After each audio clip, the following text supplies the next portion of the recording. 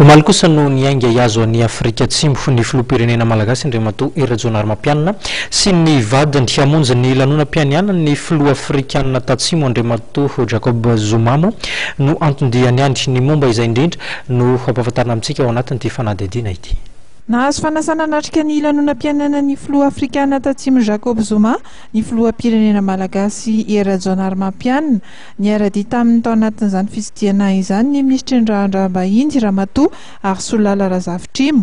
Fotoana iray lehibe heverina fa mety hampisy ny hirika ifampanatreany amin'ny filoha teo aloha Marc Ravalomanana ity izay mbola mipetraka amin'ny firenena Mandela moa amin'izao fotoana izao.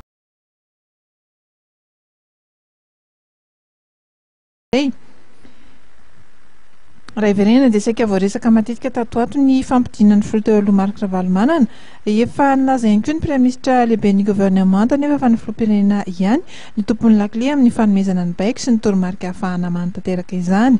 Ny alohan'ny niazon'ny filoham-pirenena sy ireo délégation notaria ny Afrika Atsimo rahateo dia efa nisy ny fihaonan'Iran ny fampidinika tamin'ireo mpitarika ny Ankolafy Ravalomanana teny amin'ny lapam-panjakana Iavoloha.